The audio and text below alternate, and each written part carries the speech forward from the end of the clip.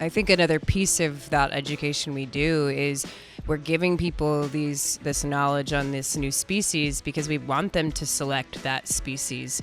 Come grab something local that's in season versus always going towards what you know, which is salmon or halibut.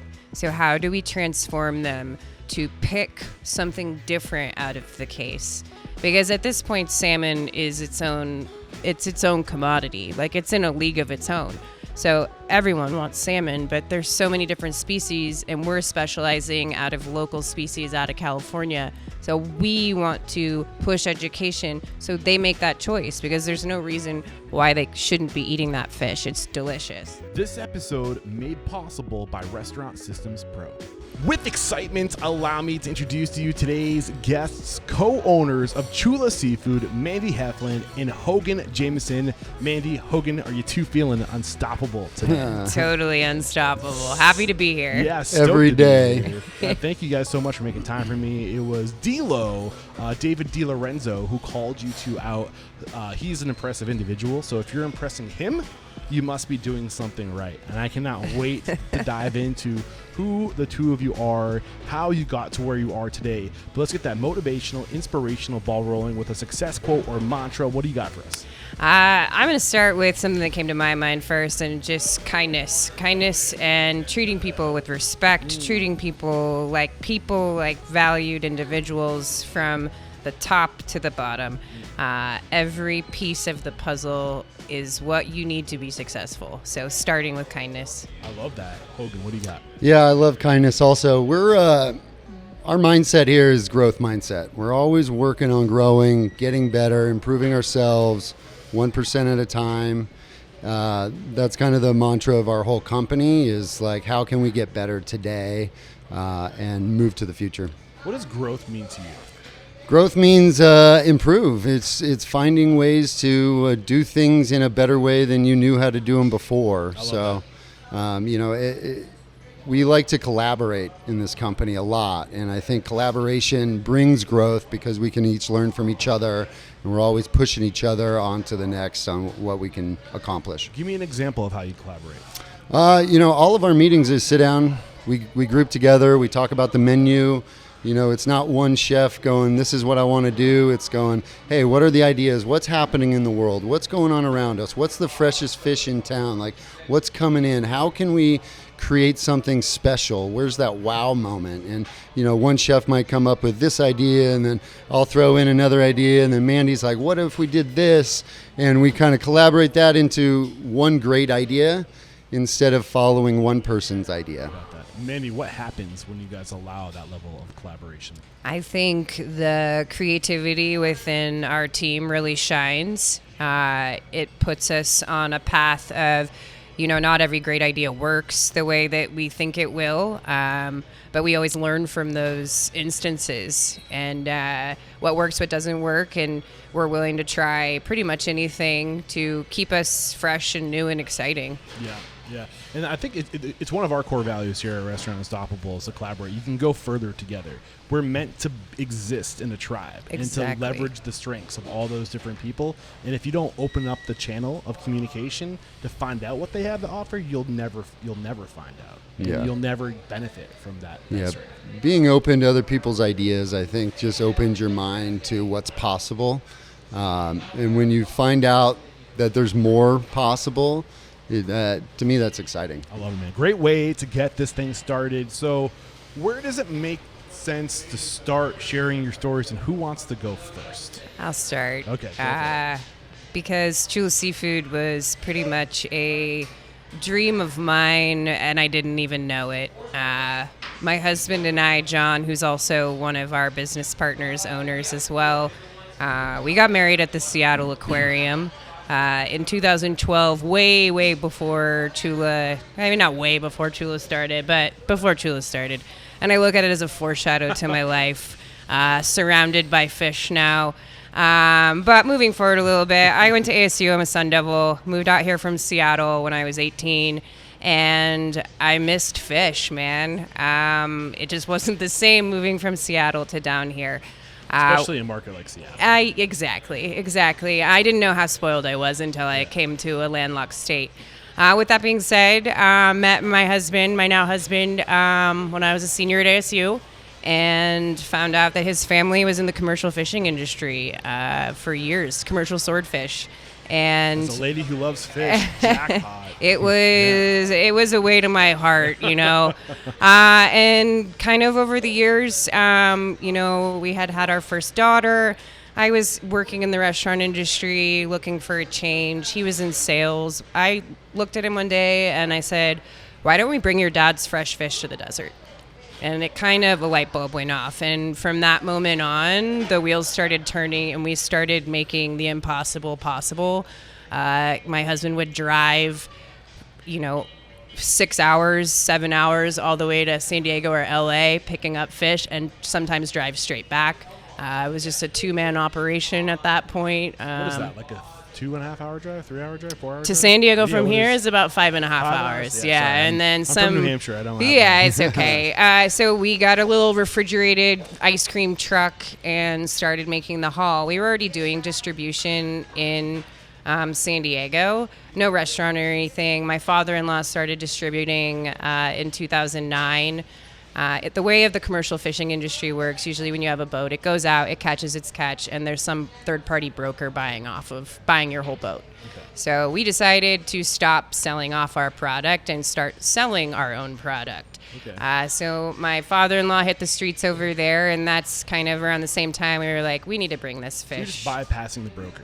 Exactly. And we have been in the commercial fishing industry over there for well over 25 years. Wow. So the relationships that my father-in-law, our captain of our boat, who Johnny Foster has been the captain of our swordfish boat, FV Chula, since we've had our boat. And it's a sustainable swordfish boat. So it checks all the boxes of being a sustainable operation and catching fish the proper way. Chula is, we're not part of Chula Vista. We're not, you know, has nothing to do with Chula Vista. Our boat's actually named after a dog that our family friends, my husband's family friends had in Cabo, Mexico. Okay. So that's the dog's name, Chula, but Chula translates to beautiful, sexy. Okay. And we thought that Chula Seafood, putting that together, we sell beautiful, sexy seafood. So I can think of all the times I've heard somebody say chula, and I was like, what are they saying? Yeah. But now I know. That's awesome. I mean, I think there's some other fine lines of variables of what it exactly means, but we choose to say sexy, beautiful seafood, and it translates well to what we're doing. And it's usually in a very suggestive tone. I don't know why. Whenever I hear it. Definitely. Yeah. It's a little slang term. So. But yeah, to kind of go back to the story, I mean, once my husband John started trucking over there, it just started from there. We also began a farmer's market, just wrapping up some fresh fish by the pound, selling some poke and bagels. And that was really our first retail presence in 2014-15. We opened up our first brick and mortar in 2016. And we soon, very shortly after, discovered that people in the desert really want fresh fish. Yeah. What were you doing? Like, what skills were you honing during this time? Oh my gosh. Aside from being John's wife. Everything.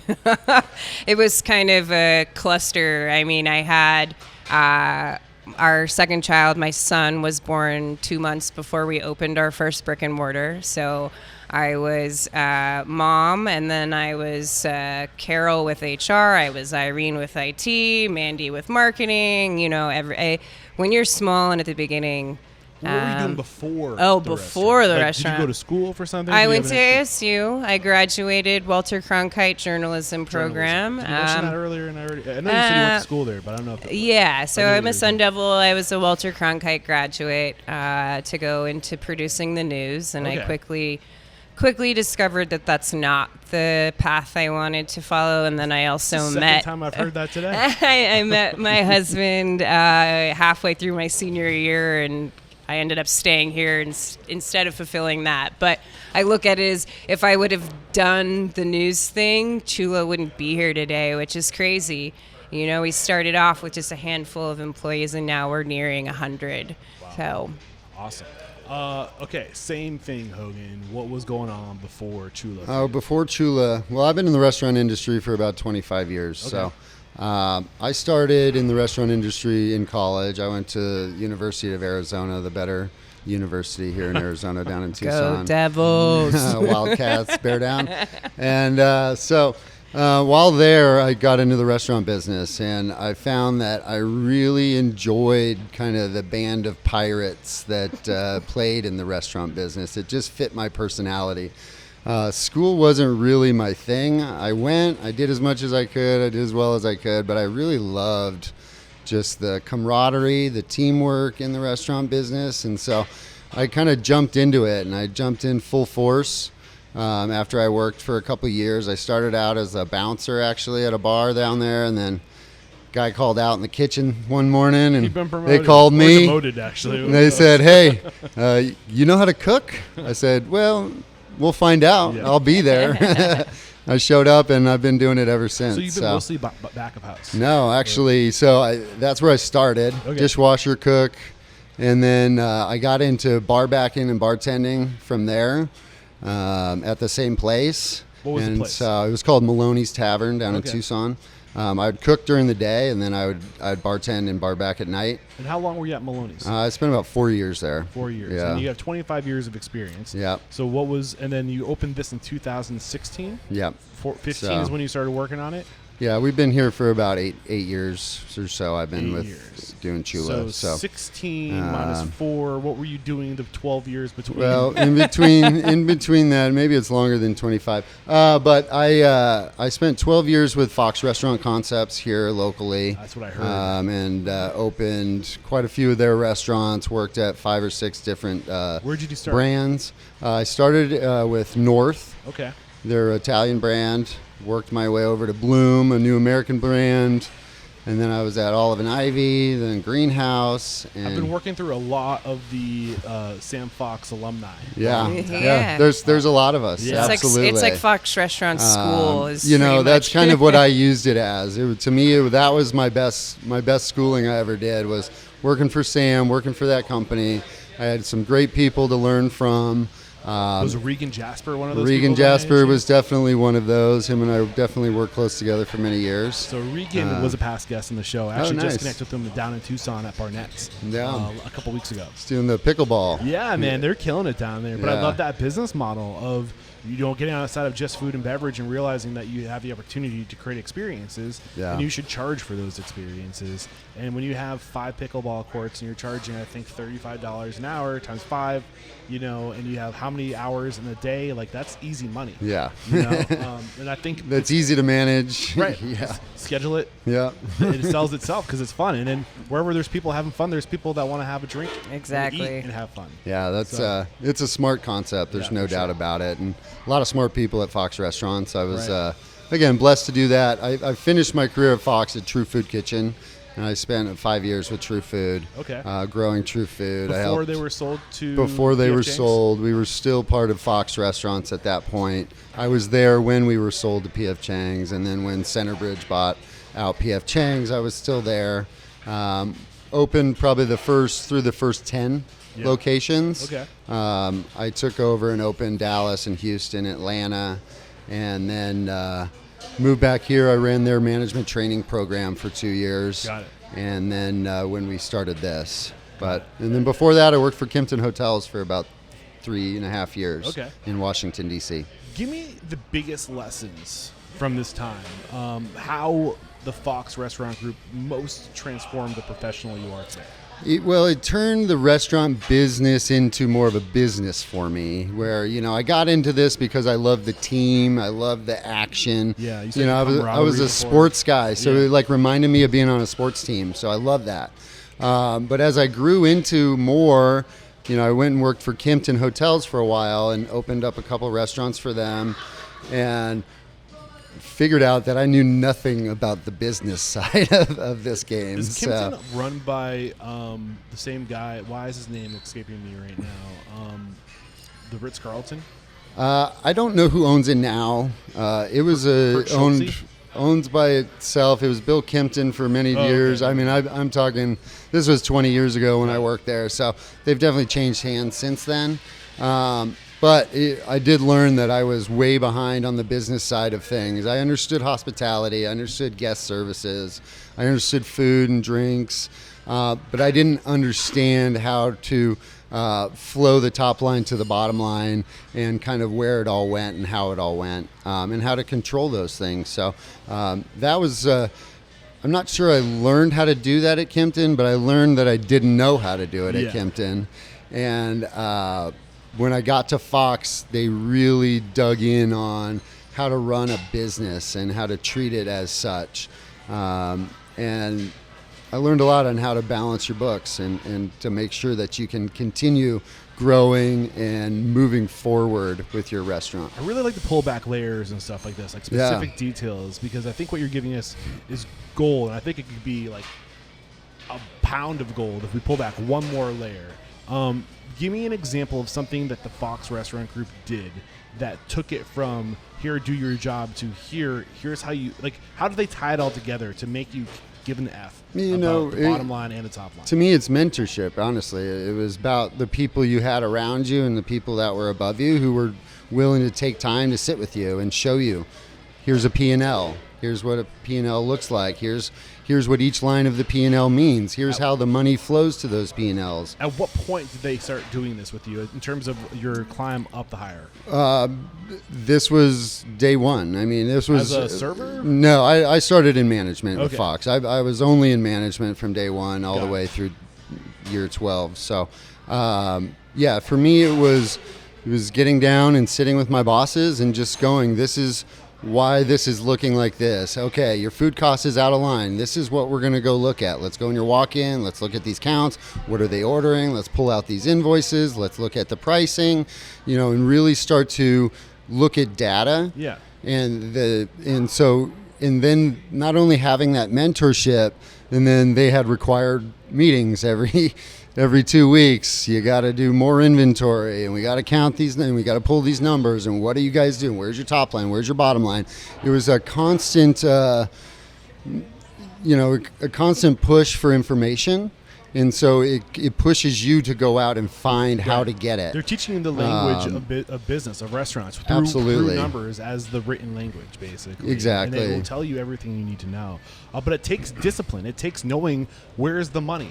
Where's the money on the shelves? What's our inventory telling us? And in reverse engineering it. But that level of checking weekly or bi-weekly is a lot of work. Nobody likes doing it, but it's the little things that you don't like to do that over time, I'm sure after a year or two of doing this, did you even realize that you were doing inventory anymore, or was it just like another thing that you do? No, it becomes ritual. Habit and ritual, and you know your system. Yeah. And that's another thing Fox is great at, is we had a system for everything, and building the right system to make sure you're in the right place at the right time. Got it. And getting into numbers, they taught you, like, if you want to balance out, you should never have, we try to hit 6% or under on our rent percentages. If your food and beverage should be, 32% and under, just kind of teaching you where those numbers should lie. And then it was kind of up to you to go figure out how to get there. Got it. Mandy, after hearing Hogan go on that tear into details of the come up, is there anything that you wish you put on the table that you didn't the first time around in terms of additional knowledge? Additional knowledge in terms of what? Just what I gained before I got here, or? Yeah, in terms of just like things that you think set you up for success, and I've been working in and out of the restaurant industry since I was 14. My dad had Fatburger franchises up in Washington. I knew it was a franchise. I wasn't sure which one. Yeah, he had Fatburger franchises up in Washington. He was in the furniture industry before that, so it was like a big midlife crisis type thing. Okay. My friends and I would work at Fatburger through high school. Kind of got my hands dirty with the restaurant industry starting there, and I would just be like cashier, help with things like that. Then went to college, came back for my first summer back in Seattle. I ended up getting a serving job, which kind of came back down to Arizona. I stayed here and then didn't end up traveling back home for summer anymore after that. And this is like 2004, 5, 6. I ended up getting a job at the Phoenician. And I think the Phoenician taught me, which is a high-end resort here, taught me a lot about hospitality in a different scale than I had ever kind of encountered before. I think I took a lot away from the hospitality and how to treat guests and guest relations within that job. But then from there, I worked at a sushi restaurant, and then I worked for a local restaurant. The fish again. I worked for a local family restaurant group for about 9 years. Okay. Started as a bartender with them, ended up being one of their general managers, kind of overseeing 3 of their concepts. And then that was about the same time I became pregnant with our first child and decided to take a back seat, and then they put me in the accounting. So I really kind of had along the way of just my restaurant experiences, was able to gain different pieces that helped me kind of see the bigger picture and the business end of it, not just being like, oh, I just need some quick cash because I'm a server. And however, working as a bartender did help me save money to go travel to Europe when I was 25 for the first time. So I was grateful for that. Nice. So She's very humble because she also came in with a social media acumen and a marketing acumen that was above level for most places, especially for somebody that's starting their own business. Right, went to school for and journalism. Was able to, kind of build the brand out into the world where people wanted to be a part of it. And so that was a huge part of us growing and getting open, was her ability to speak to people through the phone and through social media. And that you're was seeing huge. more, and I'm seeing this more and more often, where you would have a lot of partnerships in the past, and it was usually, a chef and a general manager, front of house person, or a bartender, and they would usually have a third leg, and it was usually like a lawyer or an accountant. But now you're seeing more of those partnership appendages being marketing experts, because the more we get into the future, the more important being able to put your brand out into the world is. It's such a noisy world. You have to be a part of that noise today. I feel like it's such a valuable skill set. To me, marketing is business, and without it, what do you sell? I have to interrupt today's episode to let you know that Restaurant Unstoppable and Restaurant Systems Pro are taking their relationship to the next level. CEO of Restaurant Systems Pro, Fred Langley, is making himself available once a week in Restaurant Unstoppable Network to answer all of your questions. Here's the thing, I don't want to be a coach, I don't want to be a consultant, but I know the best in the industry, and Fred Langley is the best. He has consistently taken his clients and increased their profit by 10%, and he can help you do the same thing. All you gotta do is click the link below and join a live session in Facebook. And so, for me, marketing is our number one. It's we need to reach people. Right. They need to know we're here. Right. Once they get here, we're going to do all the other things, the hospitality, the guest services, the great food, right. Great experiences all around. But if you can't get them through the door, what is great food going to do for you? I wouldn't be surprised if real soon another one of these appendages is just going to be automations and technology, because it definitely is. It's the new form of HR. It's what we're looking for. It's technology relationship. It's like you got to manage all these moving parts now. That it's so much more complex today. And it's only going to continue to grow that way and get more digital.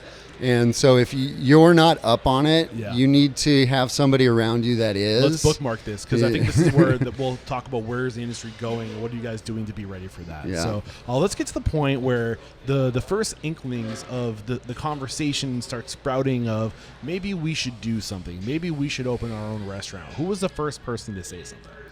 I mean, I think I kind of was at the forefront of that. I don't really know back then where we thought we were going or where we would land. We just knew we wanted to give people access to fresh fish. Got it. That was my goal. Getting the same fish that is readily and easily available to restaurants and hotels in front of the retail consumer. Before, it was like go to Costco or Whole Foods for fresh fish, and it was still a little bit meh.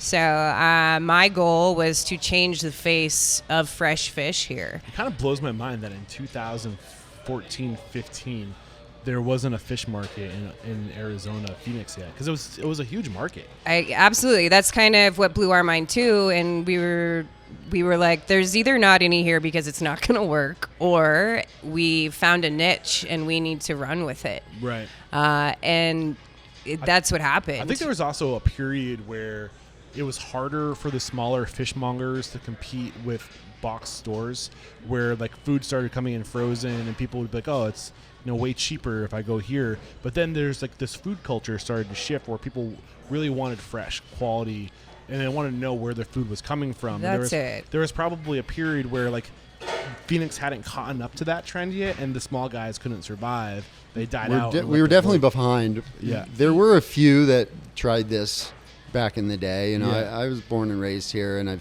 I've seen people try, and they made it for a little while, but none of them could dig out enough market to stay. It's not an easy challenge to bring fresh ocean fish into the middle of the desert and to keep it as fresh as possible.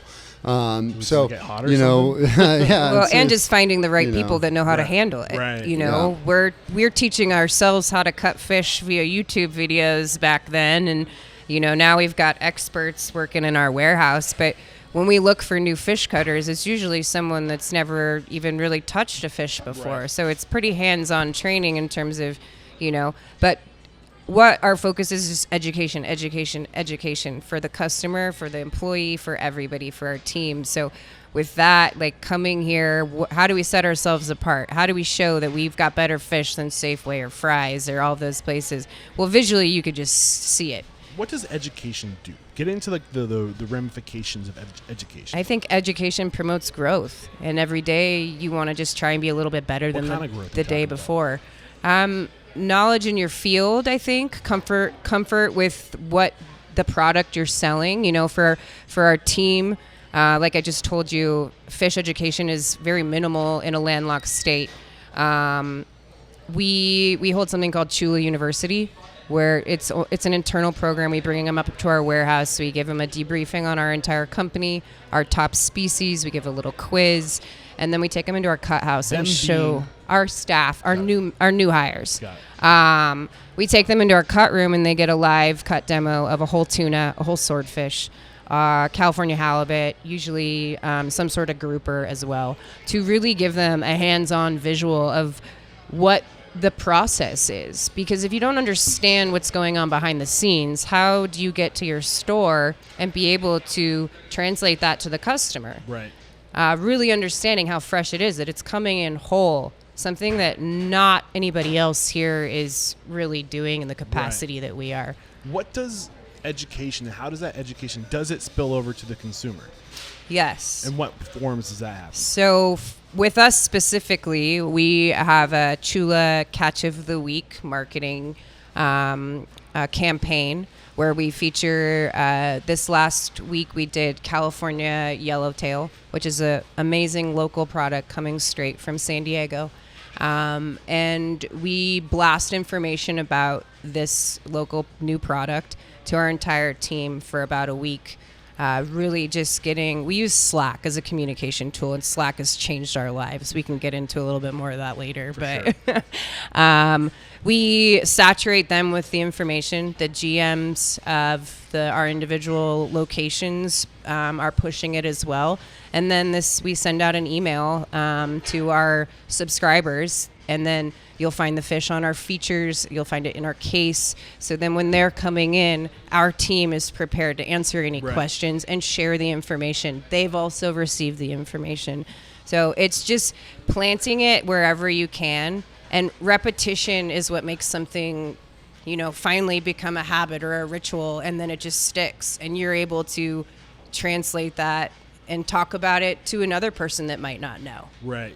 And I think what's really important, what people don't fully understand about just educating and teaching people, is that it invokes an emotional connection to the product, where now whenever you get to use this new piece of knowledge, or you hear you hear the word tuna, and now you associate tuna with this piece of information that you got from your purveyor or where you buy your food from. It brings your brand. You tie your brand to these things that people encounter every day, and then they get to pay forward that knowledge. So it's amazing educating people what that does to evoke an emotional experience and to associate your brand with information, which is powerful. Yeah. And education to me is awareness. It's a fine line about how you educate somebody also.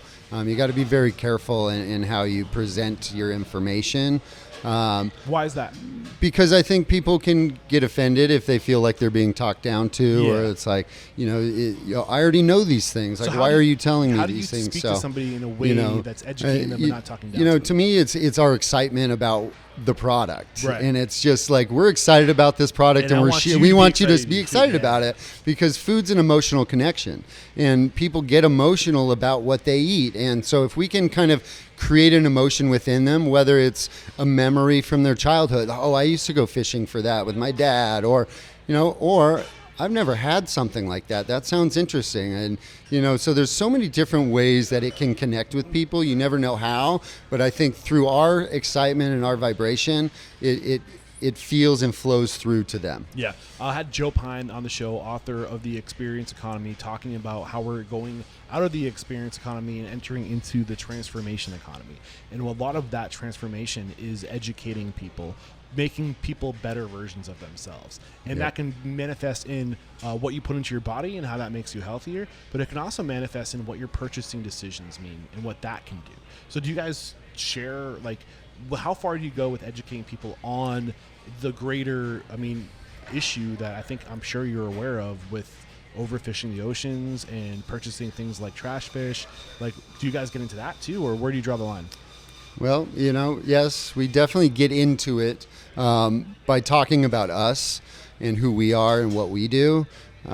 We don't spend a lot of time talking about others and what they're doing, but what we can do to help, because that's all we can control, is we're a sustainable fishery. We sustainably fish swordfish.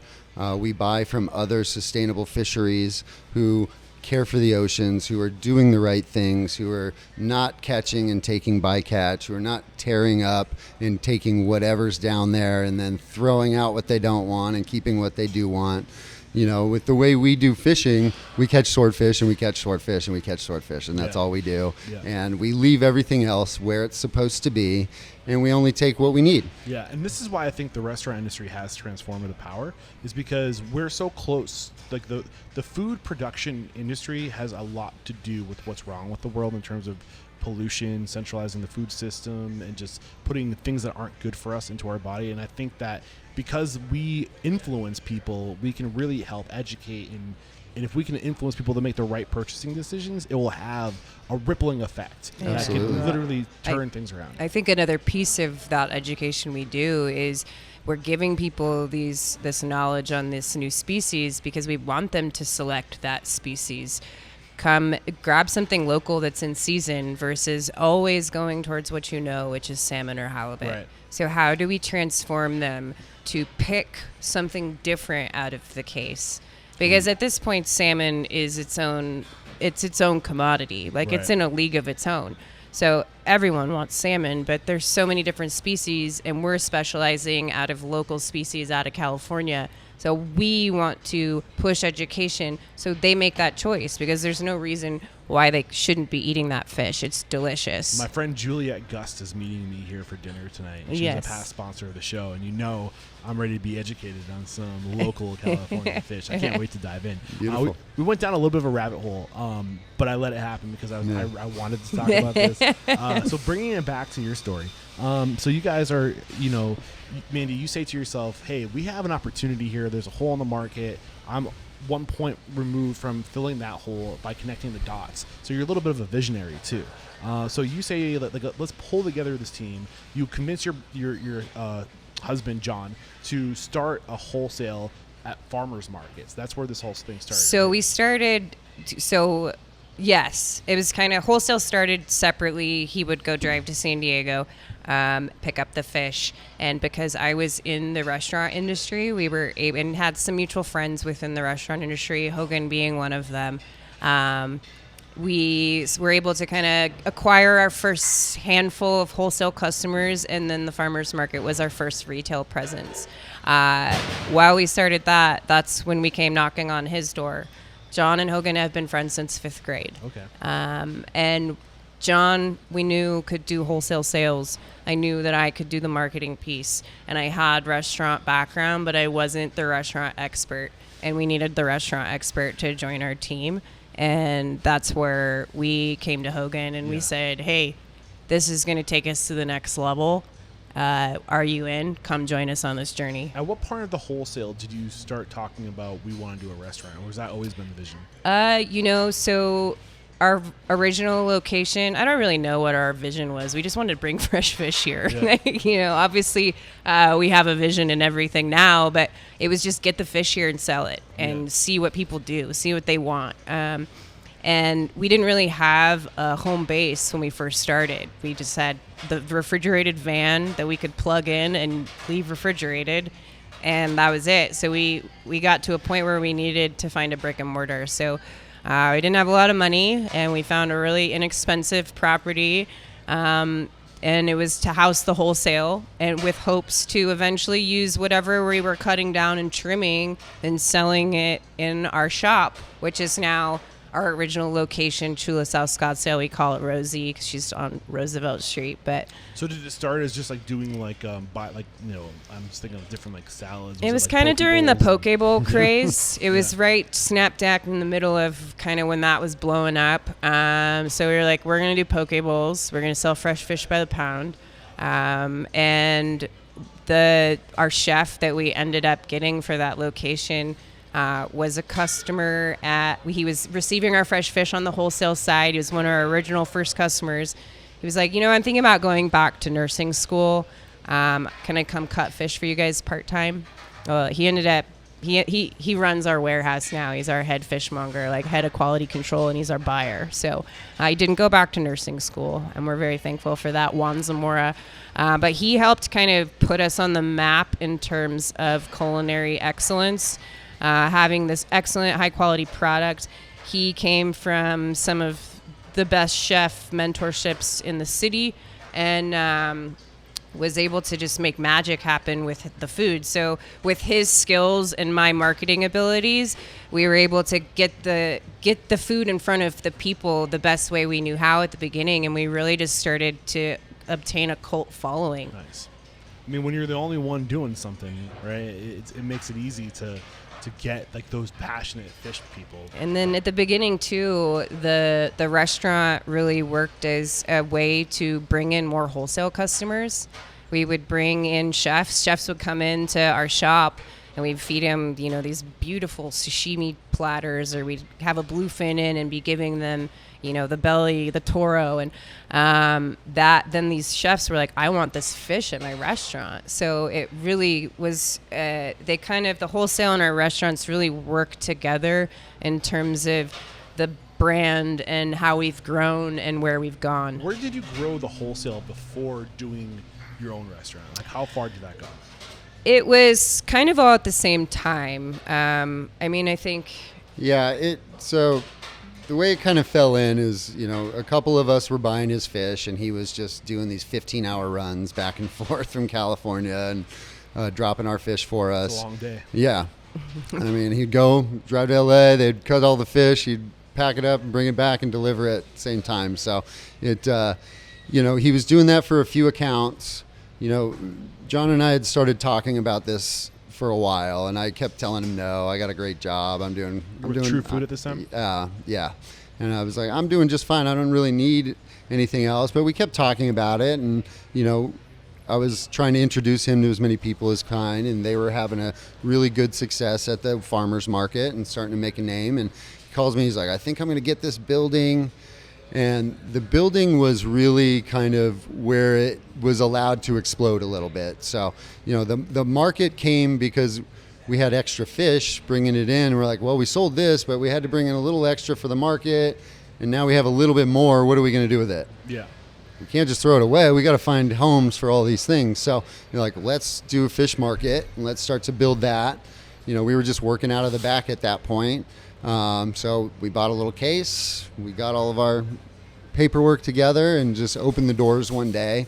We didn't really even announce it other than to our friends and family. And we just started. We were just happy not to have any $0 days. Was that 2015? Yeah, 2015. 2016 is when we opened. the shop. October 2016. My son was born September 1st, 2016. So. 3 locations today. Yes. 3 locations. Second location was 2019. Correct. Third location was 2022, just 2 years ago. Yes. Correct. And what were the challenges early on being a first-time restaurateur? And you, first-time owner, too, right? Yeah. I Partner mean, in the business? The challenges, I think we were so naive at that time in our life that we didn't necessarily see the challenges. We were just like, this is what I got to do now. Mm-hmm. And so it was just very reactive in everything we were doing. I built the first menu, and then we hired Juan and realized that I shouldn't be building a menu at all, and Juan should be taking over for me. I had 3 menu items at that point, and we're like, this isn't going to get us anywhere, So he took us to that next level. And those challenges were just like, what is today bringing? What fish do we have? How do we sell it? Got it. And it was like, okay, get on social media. We're all just hitting up social media, posting as many pictures, trying to create fun things that maybe people hadn't seen before with fish, and Has to that draw social them in. media strategy evolved at all? Is it different today than it was then? It has. We're not. I think we've grown. So is our social media presence and strategy. But it's definitely, our Instagram is still one of probably one of the main places people go to see, what we're doing. With 3 locations now, we keep everything under one account. So we're not posting the specials every day before we open anymore. It's more what's going on, what's going on with our team, those types of things. Just more brand recognition with not so much in your face every morning, but it's still a key piece of how you learn about who we are and what we're doing. So less promotion, more behind the scenes storytelling. Yeah. It's definitely still our number one marketing push in all of our company. How do you know it's number 1? Because that's the one people talk about. Okay. I saw your photo. Oh, this got passed to me through Facebook. This got passed to me through Instagram. You hear those people. They talk about it. Yeah. What about your email marketing?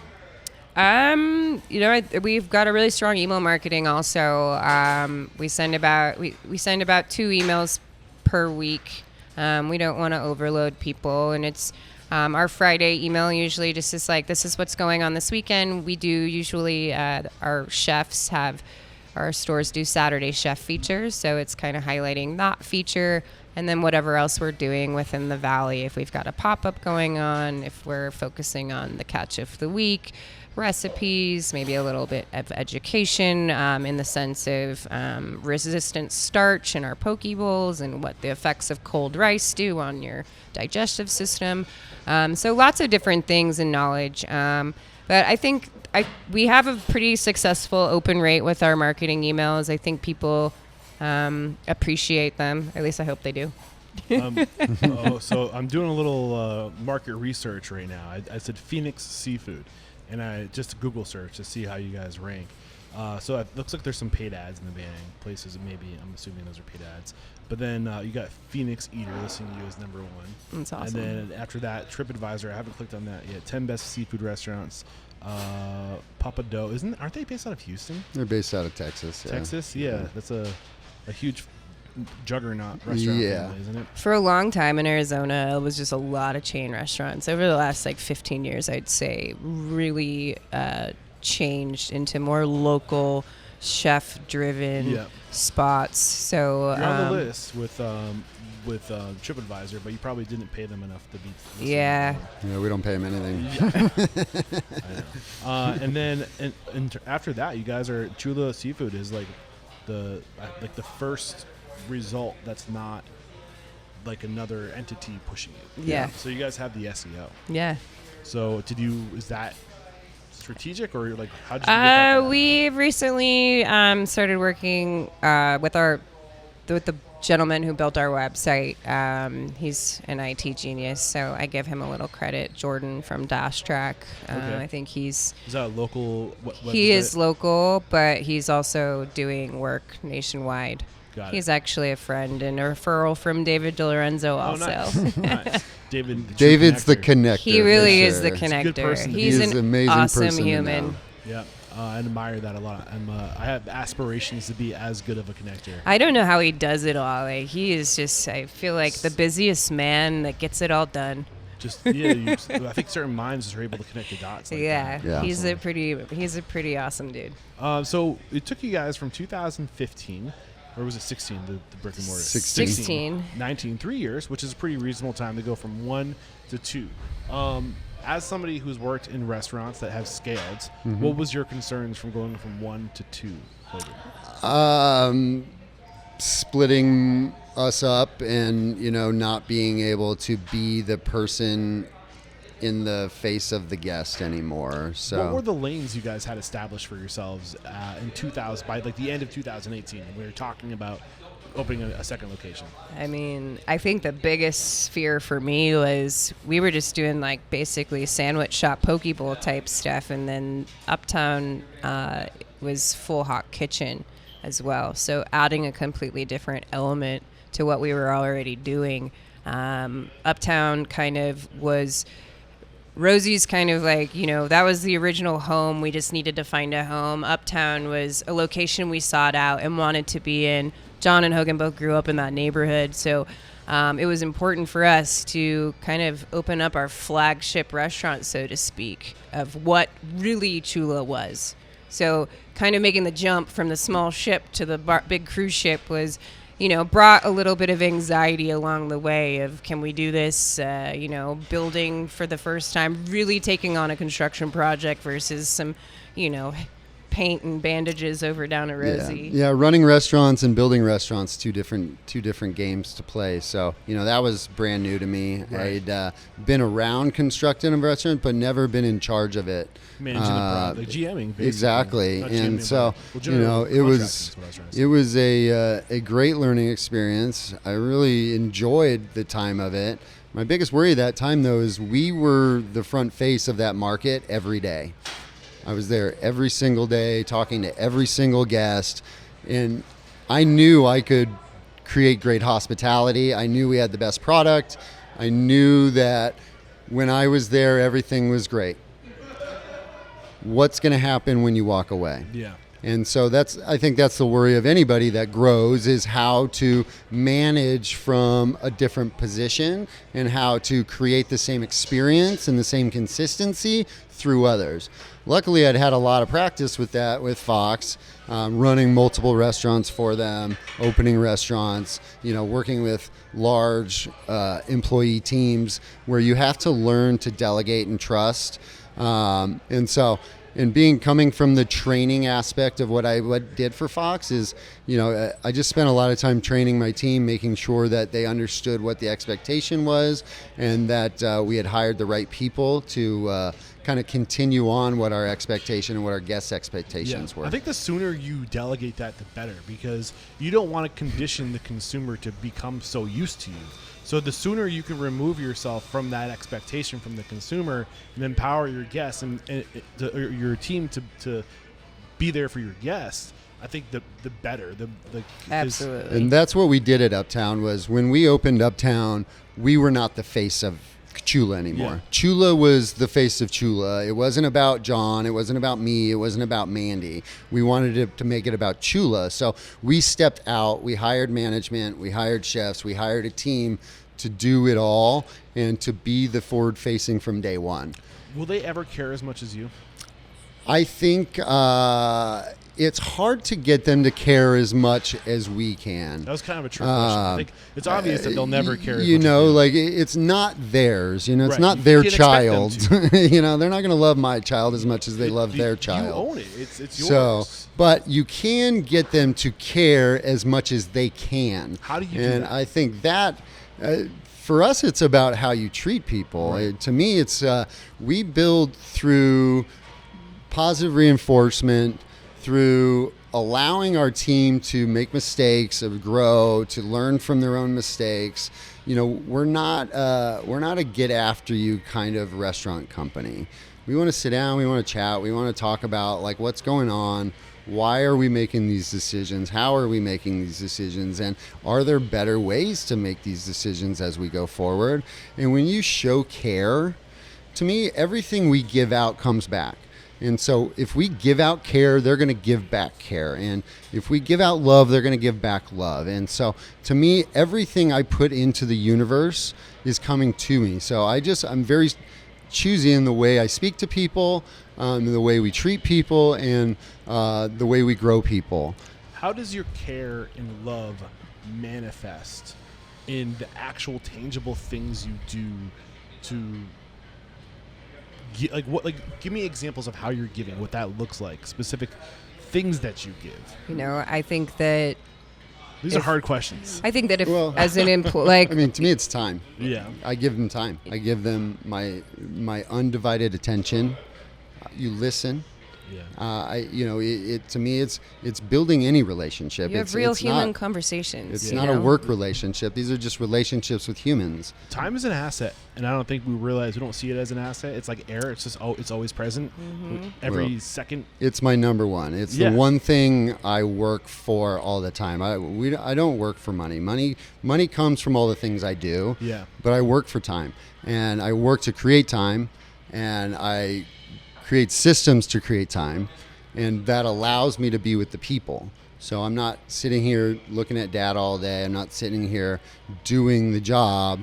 I'm finding systems that can kind of automate themselves a little bit, so I can be there sitting next to the general manager and going, what's going on in your life? Yeah, so Why that's are you what I like want this? to know is when you're giving time, what is the quality of that time? What does that look like? Well, I mean, taking my teams out to lunch, I like to go out, have a little one-on-one time with people. We're big into one-on-ones. We're big into, my chefs need to have one-on-ones with their team. Our GMs need to have one-on-ones with their teams. We have one-on-ones with our teams. We have one-on-ones together as executive teams. If you know what others are going through and how, again, I take it outside the four walls, because you can't separate the two things. You're one person. And so how are you as a human? What's going on in your life? How can we make that better? Because to me, we should be growing ourselves. When you grow yourself, your work gets better. And so I attack from those sides. It's like, how can I help you grow? What book should you be reading? What articles should I send you? Yeah, and you can never lift people higher than you've lifted yourself. Correct. So you got to put that energy into you. So it's easier to pull people up than it is to push them up. So Mandy, I think you started to chime in. You were answering that question, and we kind of took over it. No, I mean, I don't really know where my thought process was. I really wholly support and agree with everything Hogan said, and kind of going back to what I came onto the podcast as is kindness. Treat humans like humans. I've worked for so many different restaurant companies where they just see people as replaceable. And when you see people as replaceable, you're never going to get the best out of them. Yeah. And if you treat humans like humans and have compassion and care, they see that, they feel that, they see that we're not some scary boss people walking in and intimidating. We're there to support and make you better. My goal is for our employees to leave Chula, if they choose to leave, better than how they came here. Hopefully they gained one new skill or a better way to communicate or feel or anything once they go on to their next job. Yeah. And I don't want people to think that they're replaceable, and I don't think that they feel that here. Cool. So 2019, you open your second location. What was the biggest challenge for you? We kind of Getting out of 2019. Oh, right.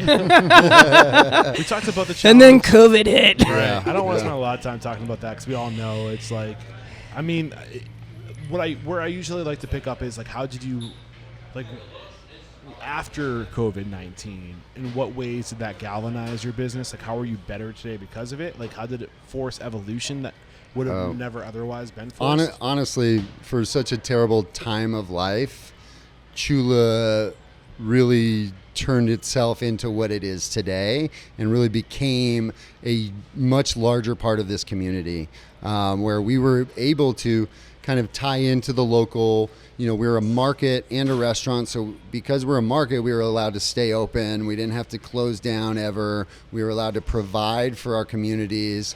When COVID hit and everything kind of closed down, we reinvented the wheel. We're distribution, so we were like, a lot of home cooks. We got thousands of pounds of fish here that can't go anywhere now. And Cooking so was one of the biggest hobbies that took off. That was it. We just ran big sales. We were like, come out and get it. This is what we've got. This is how we can do it. And then we started doing Monday night dinners, which was, just creative ways to, for people to come pick up these dinners and have them in their homes, but get restaurant quality kind of 3-course meals that you just couldn't get anywhere else. Or were you packaging it was ready to eat, hot and ready to eat Monday night dinners they were fun. Like sometimes we do Korean fried chicken. Other nights was, a Italian night, not necessarily all fish. It was just during that time we just saw a need, and our wholesale division completely would have tanked without the support of our restaurants. Right. So we were able to use the vans that were no longer in circulation, delivering to other restaurants, to then start home delivery from our own restaurants. So I think when COVID hit, we didn't crumble. We saw it as a challenge, as what can we do to keep going and not stop? And that's what we did. We just didn't stop. Were you unstoppable? We were definitely unstoppable. I am unstoppable. It proved that our business plan and the way we built our company was the right way, because a lot of places here will ship their fish in through other trucking companies, and we had always had the idea, we're going to buy our own vans, we're going to drive our own fish, we're going to be in control of our product from water to table. And when COVID hit, all of a sudden trucking companies aren't trucking stuff. Nobody could get anything. Well, guess what? We have our own trucking company. We're running it. We're there picking it up. We're running it back. We're doing all those things. And we were able to, again, touch into the community going, we have the things you want. We're still able to get them. And then the local boom kind of happened also, where it's like, you can't get anything from outside. Right. And everybody wanted local. And we were the local fish market. So it really, it kind of skyrocketed us to another level with the local community. So were you profitable during the pandemic? Absolutely. That's awesome. Yeah. I'm happy to hear that. Yeah. Very So fortunate. you came out of it stronger, safe to say. Yeah. We definitely did. And that's why we have this third restaurant now, is because we were able to kind of bear down and get through that and kind of collect some money to be able to keep going. Was this a failed restaurant, 2022? This restaurant here? No, this was a vitamin store, High High Health. Health. Okay. That we built out. Still getting vitamins, just coming in fish form. Exactly. Your omega-3s. So was there a challenge in the third location? the challenge at the third location is what we found out is we opened this in kind of the labor challenge of the restaurant world, and everybody was the mass exodus. Really getting open with people and quality people was really, really tough. How'd you overcome it? We had a small team that was willing to work a lot. And, you know, honestly, most of them are still here today, which just shows that we built kind of a good camaraderie amongst who we were. And slowly we've been able to add in along the way.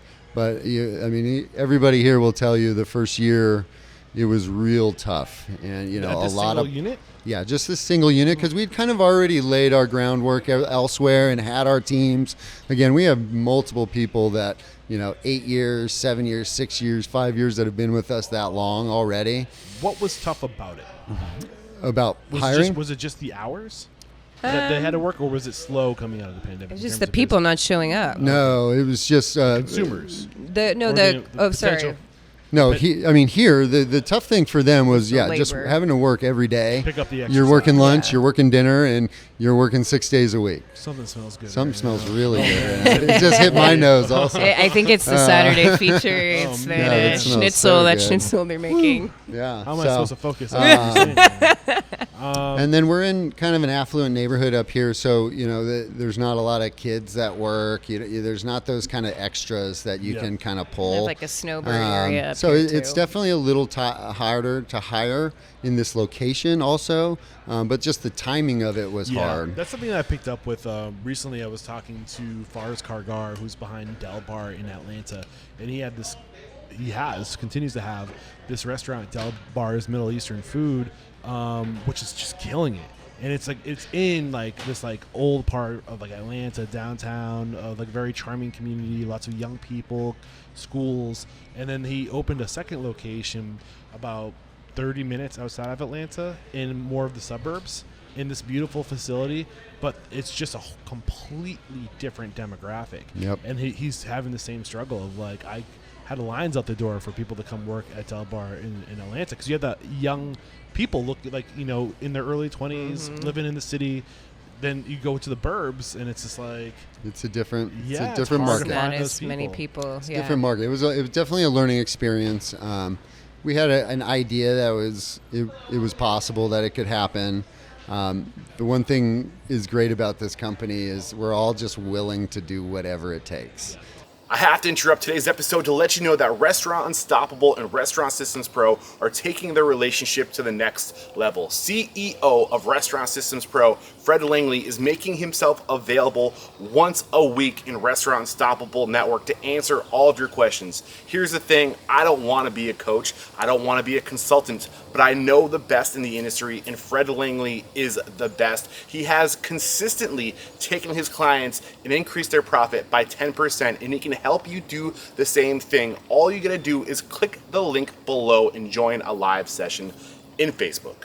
What haven't we discussed yet in terms of from 2016 to 2024 to where you are today, the growth, the evolution, the challenges, the struggles, the tipping points? I think, some of the challenges of being in the restaurant business is creating consistency over time, and then creating consistency in multiple locations over time is also a great challenge. Training and teaching and coaching, and you do everything you can, you're still in a human world. And so that to me is our biggest hurdle always, and it probably always will be, is just the consistency of product and the consistency of service and the consistency of food, and being able to redo that over and over again in multiple locations. Paint the picture of what that looks like today. So today, 3 locations, wholesale market. What else? Well, we have the wholesale. We have the 3 markets. 3 markets. The restaurant considered the market? Yeah. Got it. So restaurant market, those are 2 different worlds too. Balancing your food costs with high expensive fish is always a struggle. But the consistency piece is just each human is, all of our brains work a little differently. So teaching one person one thing and teaching that same thing to another doesn't always compute the same in their brain. So how they perceive it and how they go out and share it can be hard, and can be hard to create consistency and so you got to find ways to, again, we talked about repetition and not repeating it in the same way over and over, repeating it in different ways so that the different brain styles and the different learning styles can pick up on things that maybe they missed in a different learning aspect. So what does your training program look like today? What are the steps? What does it look like? Well, how can we recreate what you create? It starts with orientation. It's really strong orientation. Just making that employee feel like a guest, coming into your home and treating them with so warm, open love, and though they can feel and be comfortable when they show up in this building. It's really uncomfortable starting a new job. We all get a little nervous, we all get a little clammy, we don't know what's going to happen next. So finding a way to make people comfortable so when they do show up for their first day of work, they feel like this is the right place to be. So to me, orientation is the place for that. You introduce yourself, you create a picture of what this company is all about, what our standards are, what our commitment is to each other, and give them a nice tour, let them feel like they know where things are, introduce them to your team. So when they do show up on that first day to get to work, it feels like you've been here and you've done it already. Yeah. So what about the actual like the educational part of training? Yep. Like, how long are they training for? Next piece would be, it's really about a 2-week training program where you're gonna you kind of mirror with a manager at first. They're gonna kind of go through all the little pieces. You're gonna work the register with me. You're gonna follow me on expediting food. You're gonna follow me about working the floor. You're going to follow me opening the restaurant. You're going to follow me closing the restaurant. Got it. Next piece is I'm going to follow you. You're going to lead me on the same things that I led you on before. That first one, it depends on the person. Some people pick it up on day one. Some people need to follow for 2 or 3 days. I'd be a 3-day follower. I honestly, when I started in this business, I needed a lot of help. But I have a lot of momentum once I get going. Yeah, it's hard to stop me. Yeah. You could say I'm unstoppable. Yeah. I'm with you because I'm a slow learner also. But once I get it, I get it. Yeah. And so, in learning is different for all. So you got to kind of take those steps and mold the learning around the person. But to me, it's you let them follow, you let them lead, you make sure they write down a lot of things, and you test them and you quiz them and you taste them on your food and you let them touch things. We always say, take a piece of fish home, cook it. Yes, when they come in and they want to buy that same piece of fish, they're going to go, what should I do with this when I get home? And you're like, well, I took it home last week and this is what I did with it. And he said, I wouldn't cook it 8 minutes because it's going to come out a little dry. You might want to stop at 6, but I cooked it 8 and it was a little dry. So you become familiar with it. And to me, touching, is in eating and tasting, is a huge piece of the learning process. Yeah. And then there's testing. not too much more that's intimate than giving yourself sustenance life. Yes. Taking life to get life. Oh, I love that. I love that. And then our Chula University, like I explained earlier, is another piece of our training program that really immerses them into the world of fish at our warehouse. Yeah. Yeah.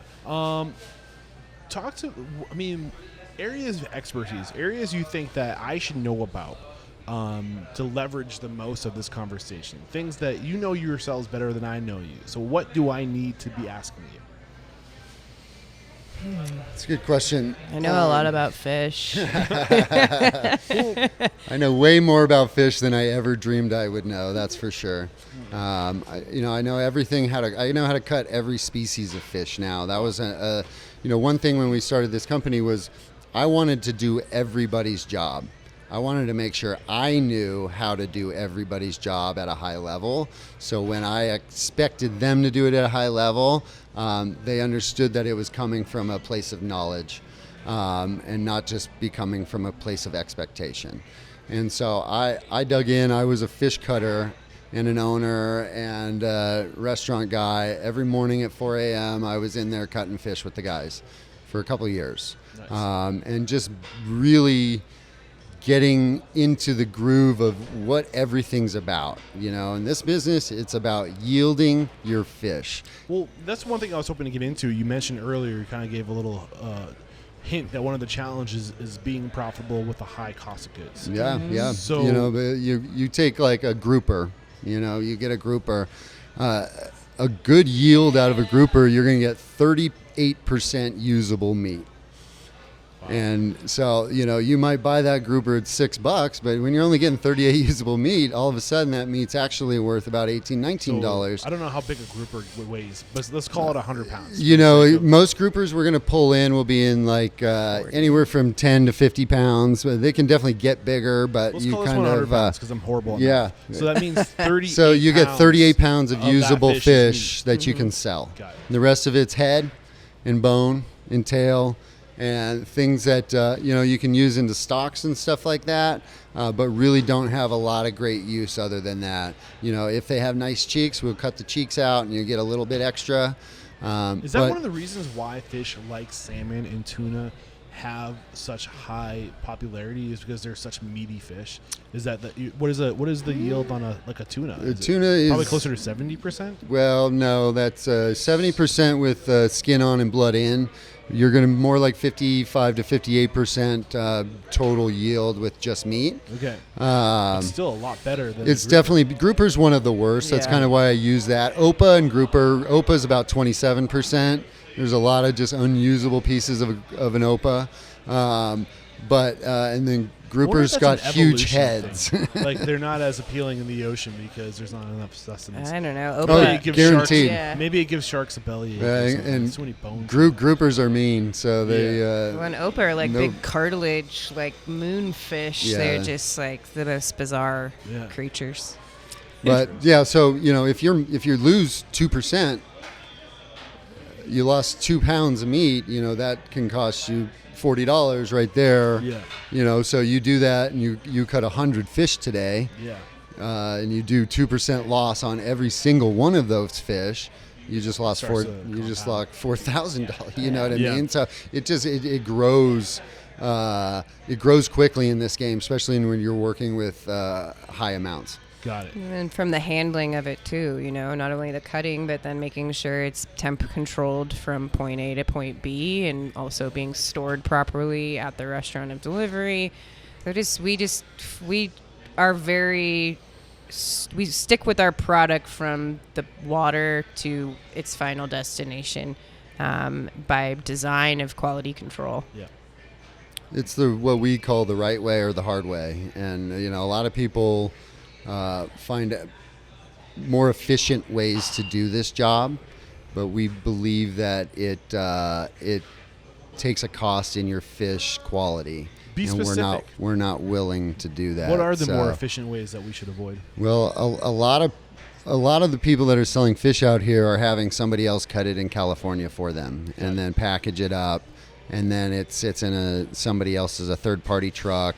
The third-party truck might take 1 day or 3 days to get here, depending on how quickly they can fill it up. So you lose control of quality at that point. And our promise is we are going to have the highest quality fish in this city. That's always going to be our promise, and we're just going to do whatever it takes. And that, to us, that's bringing in whole fish, right? And cutting it day of and sending it out. What's that comparison look like? The cost of labor versus the cost to pay to outsource the labor to somebody else. Like, how does that equate on the bottom line? It used to be cheaper to use the third party until the pandemic. That's why everybody started doing it. Mm-hmm. Well, you got to factor in the cost, not just the cost of the man hours to do it, but the hiring and the training and the 6 months of cutting and waste. But until they get to the point where they're doing it. What's more important than that dollar amount is our brand. Right. And so the brand is quality. The brand is the best. And I don't disagree. We're going to do whatever it takes to be that. And if it costs us a little more, honestly, we could make a lot more money doing what we do. But I'm in this because of my soul. Like, I love to be great. That's why I'm here. Well, I feel like another variable too is that going back to the point where more was being outsourced, like supply chain was getting more links, right? Because we started to realize that like I could become a specialist and just my job is just cutting fish and selling the fish that I cut, and I can make money doing that because I have a skill set. I get that side of it. On the other side, I don't think the consumer was really well educated. They didn't care as long as there was a piece of meat in front of them. They didn't really care about how it got there. So I guess what I'm trying to pull to the surface is today with a much more educated consumer where people know how quality, time sensitive, like from cut to plate, like how that affects the experience and the quality of the product. What kind of leverage do we have to charge more because of the quality we're providing? And should we be ashamed to charge more is the question.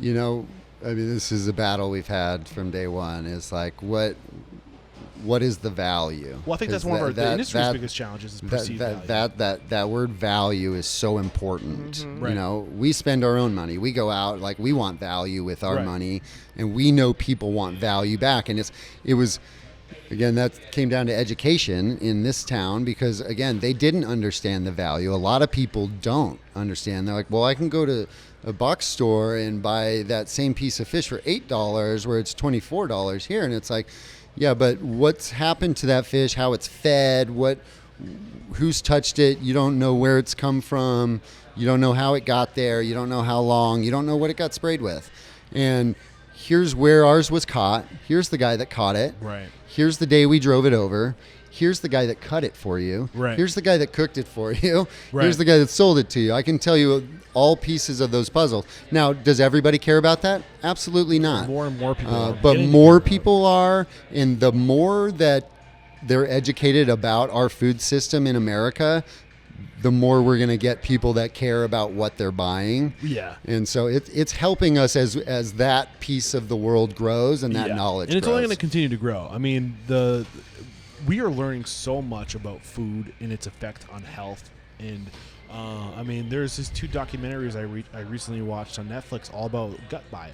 Yep. And just like how the average person today just knows so much. We have access to so much information. And here's the thing that I think is really critical. People don't give an F until they know what's in it for them. Mm-hmm. Yep. And we're inherently selfish. And we're not going to start doing things differently until we know what the benefits are in what's in it for me. Mm-hmm. Well, if I eat sustainable whole food that was treated well, and I think all fish from the ocean is technically organic, right? Because it's wild. It's wild. Well, except for the plastic. Yeah, the things we can't control. Well, I mean, can we not control it? I don't know. Yeah. I think that, that's a bigger picture. And I think America might be able to control, but we can't control all the other Right. countries within the world that are doing just as much damage I think or what's more. really exciting is the world is shrinking. So the other side of the world is like a neighbor today. Mm-hmm. It takes literally a day to get on the other side of the world. You can be on the other side of the planet in less than 24 hours. So in a sense, just like if I get better, I lift up my employees lift up the community. If our country gets better, we influence other countries and we lift up the world. And I think, it's the same. At the end of the day, we're all people. Yeah. We all work the same, and it doesn't. Absolutely. And it's the same regardless of the scale, right? Which I think is really, once you realize how people work, it's transformative knowledge. Mm-hmm. For sure. Yeah. I mean, just the fact that you talk about we're so close to that we're selling New Zealand fish in the desert in Arizona, and it's getting directly shipped to the airports it was here. probably alive 2 days ago. Exactly, which is crazy that we have that ability today. So I think we can have a great effect, and you talk about the gut biome and how that affects our mind and our bodies and our health. I think a lot of people are going to learn that what we put in our bodies is either going to create your disease or keep you from disease. Yeah. The gut creates all diseases. Tell you who doesn't want people to know this. So the healthcare system. Yeah. Well, they've said for years, we didn't say that. You are what you eat, right? You are what you eat. I mean, the food and I guess food production industry is the 3rd largest industry in the world behind healthcare and the government. And I wouldn't be surprised if soon that idea of I think the food industry is going to swallow the healthcare industry, because it's the plain as day, the evidence is there, and they can't hold that information back anymore. Mm-hmm. And I think once you see food as medicine, it all ties back into the transformative economy that we're going into, where we educate people on how to make better purchasing decisions to transform themselves into better people. Yeah. Well, you get down to the Gen Zs and below, as they kind of come up, you're definitely going to see a drive towards where does my food come from, and in a larger capacity than it is today. Yeah. It's still a small percentage. I worked for True Food for many years, where that was our goal: feed people healthy food to make you feel good and make you feel better about yourself. And so, but it's still a small percentage of the world, and it's still a very small percentage of eaters in the United States. We're going to have to turn through a couple of generations before it becomes a majority. But when that majority hits, yes, food is going to be the number one. Right. And they're going to understand that you're going to live a long, healthy life if you do these things right. And you won't if you don't. I feel like a broken record. This is the first time we're having this conversation, but I tend to repeat things on the show because this is stuff I'm passionate about. But what's crazy to think is that food is literally cataloged as a commodity. Yep. You know, and a commodity is, what else is commodity? Like coal, Yeah. silver, gold, oil, like crude raw materials. Yeah. And what's crazy is that food, with it, maybe the exception of some spices like salt, or some chemicals like protein shakes and stuff like that, food for the most part was once living, and it's life.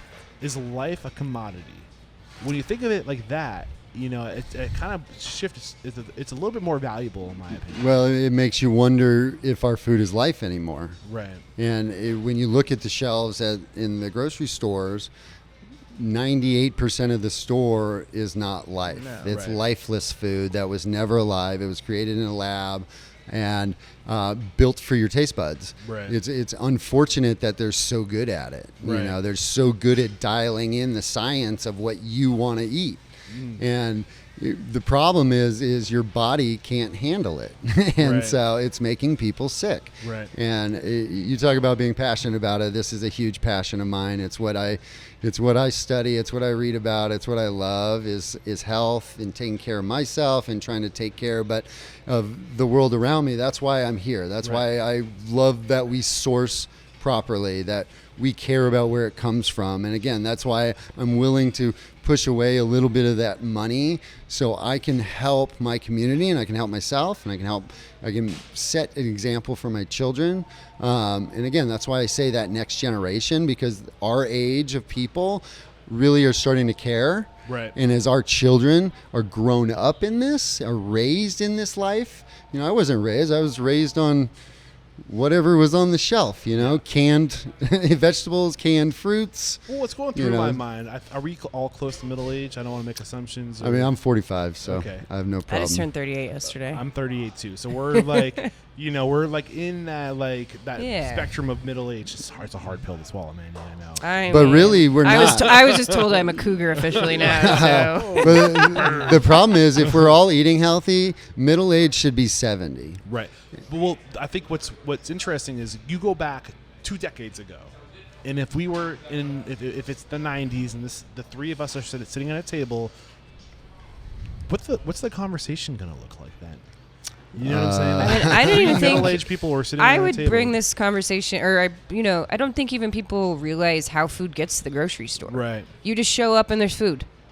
That's like, you're not taught as a child the back end of how everything works. You're not going to the counter and be like, where's this chicken from at Safeway? We weren't brought up asking those questions and poking and digging. So then I think people, once they started doing that and feeling comfortable, and we even from the beginning, we tell people, don't be afraid to ask your restaurant where your fish is from, or your supermarket, or anything, where any of it's from. And if they don't know, that gives them an opportunity to find out and learn, and you can learn together. But, you shouldn't be afraid to ask those questions. But I think with this transition we're going through, people kind of often feel like they're uncomfortable asking where their food comes from. And they shouldn't. They should not have any shame and get in front of the conversation, and it'll force people, because the person you're asking at the Fry's supermarket counter, they probably don't know. But hey, let me go ask my boss or something. But then, or it triggers you to be like, I need to find somewhere else to shop where people know where their food's coming from. Right. I want to follow it. And this is a big part, again, where the restaurant industry is going to be so transformative. And I think organizations like yours, controlling more of the supply chain. I'm also thinking of Tony Christopoulos with Angie's Lobster, where he's doing a lot of what you're doing, but he bought the pier. Yep. And he's cutting all the middlemen out of the process so he can get food to Arizona desert from Maine. Boston, Maine, and he's selling it at $10.99 a pound in 2024 because he owns the supply chain. Yeah. And I think a lot of people, I don't know if they're threatened by that. But I personally think it's a good thing if it's an organization that's transparent and it shows you how they're doing it. I think by doing that, we're fragmenting the food system, and I think people pay for that level of quality when they know they can follow back to the pier, to the fishermen that they caught it from. No, it's it definitely, when we talked about emotion, it brings that another layer of emotion into your food also, knowing like, hey, you supported a guy that was on the docks, like pulling these out of the water and who's working hard to get this to you. And we didn't have to pay off 9 different people to get it to you. We just brought it direct, which, I'm impressed what he's done, what Salad and Go was able to do, and how he was able to kind of open that door, and, what he's attempting to do with lobster and steak, and, bringing these high priced items to the masses in a way that they can afford it. I still don't even understand it completely, because the numbers don't work in my head on how he's doing it, but hey, if it's working. The one piece of criticism I would have given him working. if we had more time together, but we only got an hour and a half together. Yeah. And as you guys know, we're already at an hour and a half almost of recording time today. I like to go, but there's so much fun things to talk about in 2 hours. we you can just chat. go. I feel like we can get some depth and weight and substance in the conversation.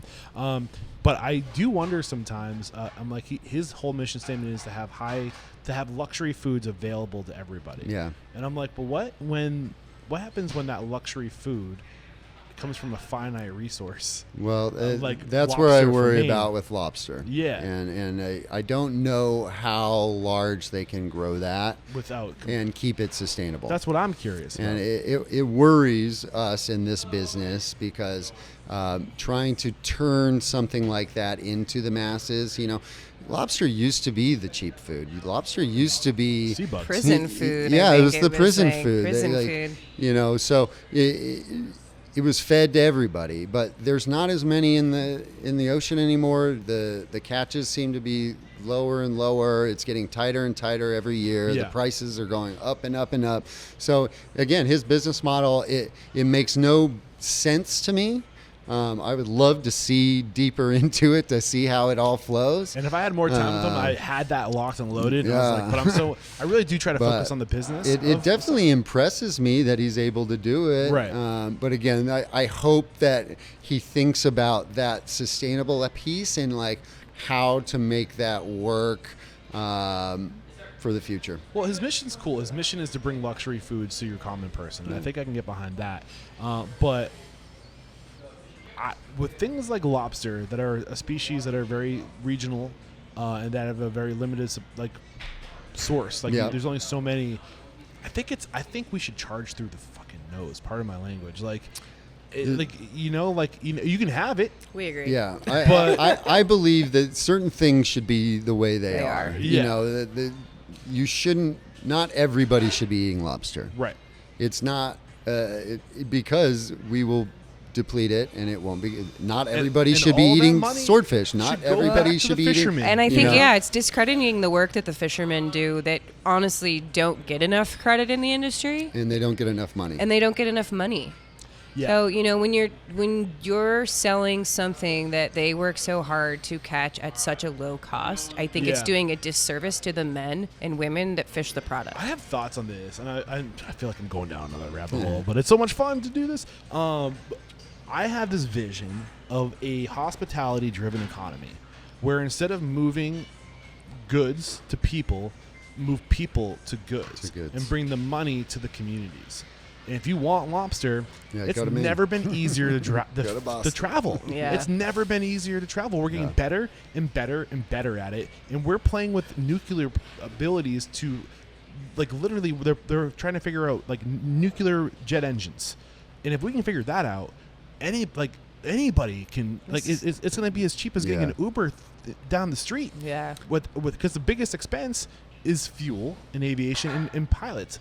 And I'll be, as a previous commercial pilot, I'm telling you right now, the pilots aren't flying the planes. They're just sitting there. We know how to fly the You're planes. just landing it and taking it off. Yeah, if we can figure out automated cars, it's Hey, have you easier to do in the plane. The only thing is, it's Have you been in a Waymo? Not yet, but I've seen a bunch of them. Yeah, definitely. Go get yourself a driverless ride. But that's more complicated than flying people across the skies. There's fewer things There's to fewer bump things, into absolutely. up there, So we're at this point. If it becomes super affordable to move people around, you want lobster, go to lobster, support the fishermen from that The community, local community. and the restaurants and the hotels and the convenience Well, I stores. think You'll buy at the shops. You'll But go do all the things. I think a huge problem within the fishing industry, though, also is the exports going to different countries. Stop exporting all of our product and keep it here. Yeah, and I think, but this is the idea of a global economy. Yeah. Where we can because we can move people around. If they figure out Hyperloop, Yeah. Like, Let's go. seriously, and I think it should, like, if you want bananas, you can have bananas. You gotta go to Costa Rica. Go Sorry. to Costa Rica, get some bananas, spend a week, and bring back some bananas. Yeah. Freeze them. Yeah. I just think that we're in the world that's constantly changing. I think we could do business different, and I'm an advocate for the hospitality industry. We could put a net on our boat, and we could catch way more swordfish than what we already do. But we actively choose to not make that extra money because we know that it's not right, it's not sustainable, it yields a less quality product, you get less money for it. You don't catch as many swordfish with the methods we do, but we choose to do it the right way and charge the high price for it because we truly believe it's the best possible swordfish you could ever eat. Yeah. One thing we talked about earlier today, and I want to dive more into it before we wrap up, is this idea of how we have to, as we move into the future, and how we have to rely more on technology, systems, automation. And I think you lit up a little bit when I said that. I mean, so we love we're playing with AI. We play with AI. We love Slack's been an unbelievable communication tool with our teams. Just the ability to everybody loves the app sort of base things today. So email is, I feel like in the next few years, email is just going to kind of disappear, and it's all going to be sort of these app-based messaging systems. And so that's been awesome. We use AI for, writing emails and some things. And, she's been training the AI to speak with her voice. And it's just, there's so many different ways you can do it. We've looked at video, how we can utilize that in the future for marketing, ordering through our vendors. Can AI pick out what I need this week? So we're kind of starting to play and look at those types of tools also. I just look at, again, can you find a tool that creates more time? Mm-hmm. So can you talked about AI and all these different tools. Can you get specific, like what tools you're using? How are you using AI? I mean, we've used it to help kind of enhance job post ads, get different angles of how they'd put together, feed it ours, and then see what it comes back with and see if we'll get different results. So specifically, are you using Chat GPT for that? Correct. Got it. How are you talking to Chat GPT? Give me an example of a conversation you'll have with Chat GPT. Chat GPT. Okay. Write me a job post ad in my voice. Okay. And your voice, meaning the way that you. The way that I've trained AI. So from the beginning, I opened a thread, and I fed it some information about us. Here are my core values. Here's who we are. All of that. So and then because of its abilities, able to scope the web and grab things. What's really cool too is you can take tests today. A lot of like personality tests, and I can never remember the specific ones that I took recently. But like they'll tell you they'll like you answer a bunch of questions, and it will say like these are your core values, and this is the you fall in this group of person.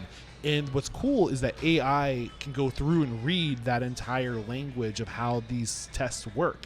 So when you say I took this test and I'm a da da da da da, and a da da da da da, and the test told me that da da da da da da da da are my core values, it can go back and reference those sources to know exactly how to use this literal this whole language of how to communicate who you are. So in that way, it can be very powerful. Yeah. No, we also use it for fish education, getting more knowledge about certain species to share with our teams. So you'll have ChatGPT search the web and educate you on the fish that you're selling. Yeah. That's cool. Again, I could go down and type it all out myself, or you can have this program pull it up in 3 seconds for you and get even more information than you were going to be able to write yourself. It's just doing what you would do. It's searching the web to get information. Yeah. And so, we've used it to, do some HR sort of things within writing our handbook and writing different rules and regulations on how we need to manage our restaurants.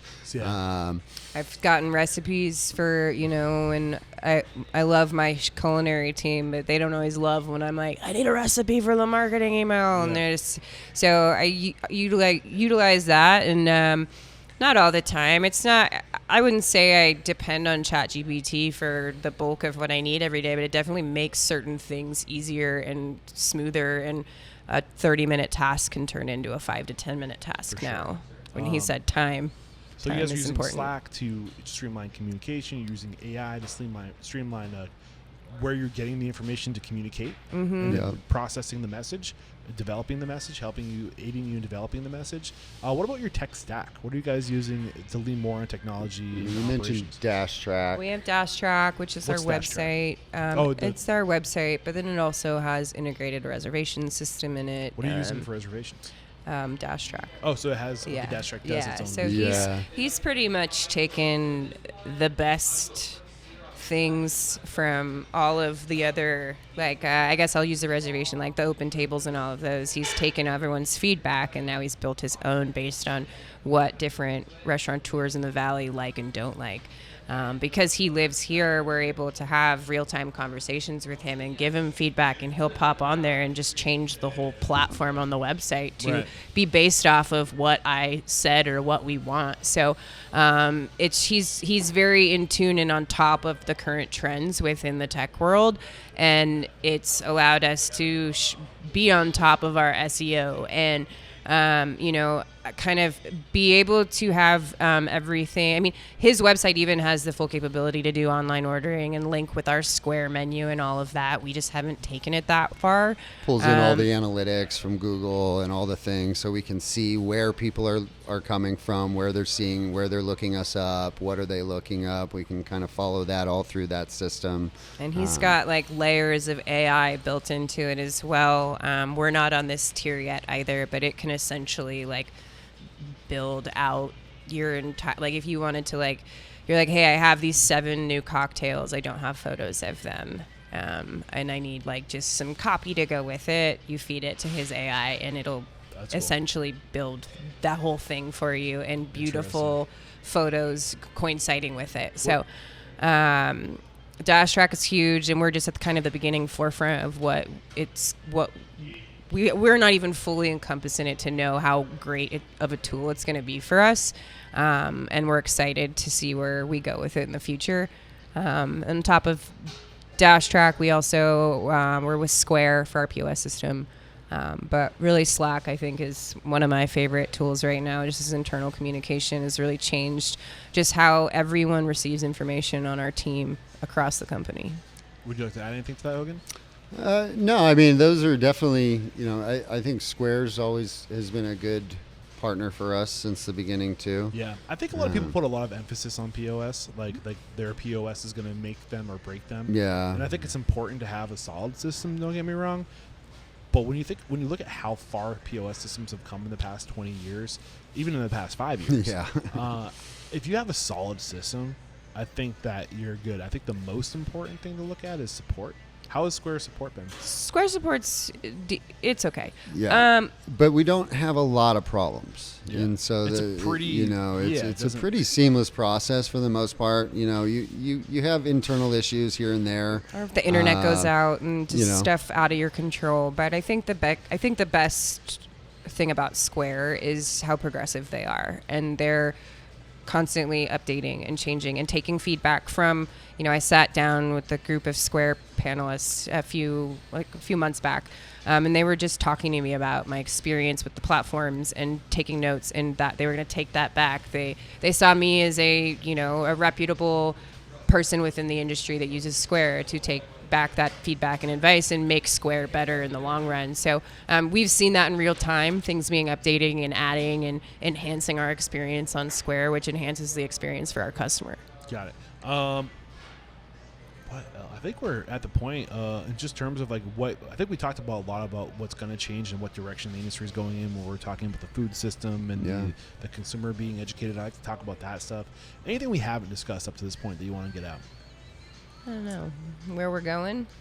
Yeah, where are you guys going? We don't know. What's the vision? You said you have a vision today. What is that vision? My vision, I think we haven't touched the 4 corners of the state yet. And I would really like for Chula to encompass Arizona as a recognized brand across the state. There's always folks that want us in California, or when are you going to open up in San Diego? And there's a saturated market over there. Not to say we couldn't make a name for ourselves, and already have made a name for ourselves with our brand over there. But I think we have so much left to do within our own state, and I'm excited to see where that goes. They really want us in Gilbert. They really want us out in Buckeye, all over Prescott. Tucson. So don't know yet. Tucson. I don't know if restaurants scale. You gotta serve that alma mater, right? Or what is it called? You guys are from your alma mater. I'm a Sun Devil. That's where I was from. Yeah. So you mean Mexico? Actually, we're trying to. We're gonna get a kind of put our feet down in there in the wholesale business and the distribution side, and kind of make a name for ourselves on that side. Before we open up a restaurant down there. You know Nathan Aries with Prep and Pastry? He was a former Fox dude. Yep. I bet he could probably carry your stuff in his markets. Yeah, there's a lot of great restaurants actually in Tucson, with a lot of really talented chefs down there. Yeah. Tucson is a great artistic market. There's a lot of art down there, so you get a lot of chefs kind of driven to that love to create and love to show off their art. Yeah. So I do feel like we would do really well in Tucson. To me, we're a community-based restaurant. We just want to drop ourselves in great communities, and so we're always just kind of on the lookout for the next great community with the right spot for us. And so, we don't have a plan on where it is. It's more like when I find the spot that speaks to us, then we're going. Yeah. And so, we don't have to grow fast. We're not a venture capitalist. We're not taking in other people's money. We want to grow on our own, and we want to do it our way. So we don't have to have this many units by this time. I don't have to ever open another restaurant to make myself happy if I don't want to. But I do know there's a couple communities that we would love to be a part of, and that they would love for us to be a part of them. Yeah. And so I see that as our next steps. Yeah, I think the way you're doing it's a smart way to do it. Centralize, like own a market and make your market like your name, your brand. So if people move from Phoenix to Tucson or Flagstaff or whatever, and they see you come, they get excited because they already know. I mean, we have people that drive far to come see us now. So, our hopes is that we can touch majority of those folks over this next. The beautiful thing about selling seafood here in Phoenix is there's so many transplants that came from places with an ocean, and so they've been dying for great seafood. I might be one of those transplants. I've had so many people go, I haven't eaten seafood in 5 years until I found you. That's amazing to hear. So I'm going to wrap things up with some closing questions. What is one thing about your business, a value, a process, a system that's uncommon and that makes you truly unstoppable? Uncommon.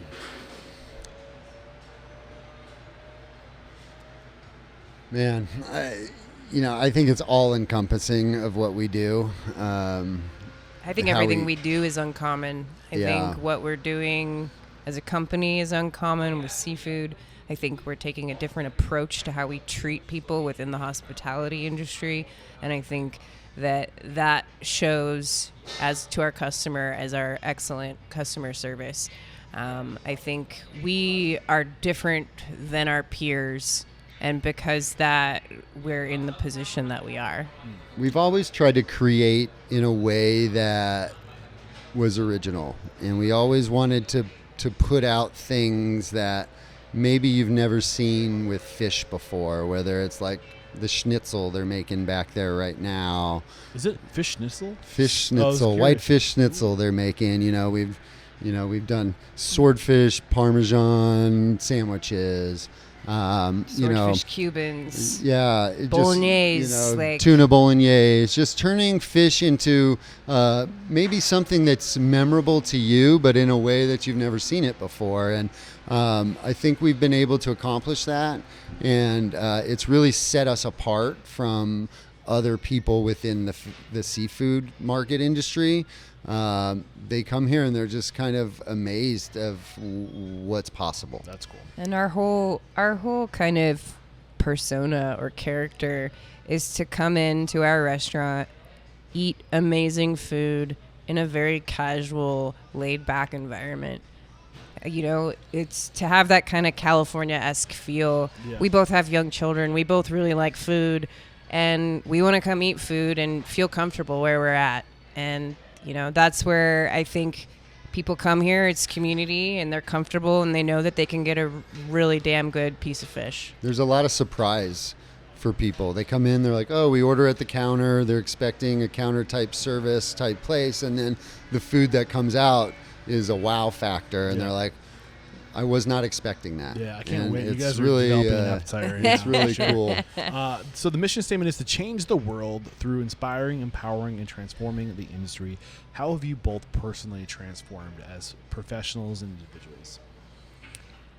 I've learned so much about myself these last 8 years. I think getting into this, young, excited, all of the things, kind of had blinders on as to like what being a business owner really means, being a leader, how you treat people, how you talk to people, how you treat yourself, learning delegation, all of those things. So from the beginning of when we started to where we are now, I look back and I'm so thankful for everything that's been thrown at me. And I think in that sense, it's made me more aware of who I am and how I treat people and who I am as a boss and a business owner.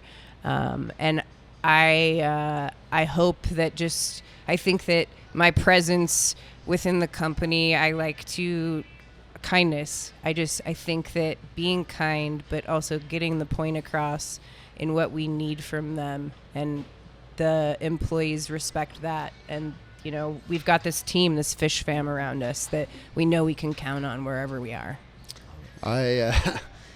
I would love for you guys to talk to some of my old employees and for them to to hear me now talking about kindness and being nice, because it wasn't who I was in the beginning. I was a screamer. I remember having some drag out fights with chefs back in the day and just like yelling at each other in the kitchen and, you know, and just storming off and just a very childish behavior. But I look back and, you know, I was a young man trying to figure it out, and that's how I learned to be in this business. Yeah. Unfortunately, it was when I was growing up in this business. I mean, I've seen chefs throw plates against the wall and just dump your food right into the trash because they didn't love the way you garnished it or something like that and made you start over. And just like the type of anger that was in the building back in those days was in, you know, for me, I just learned, and I learned a lot of this at Fox, was just, we went through a transformation at Fox as a whole, and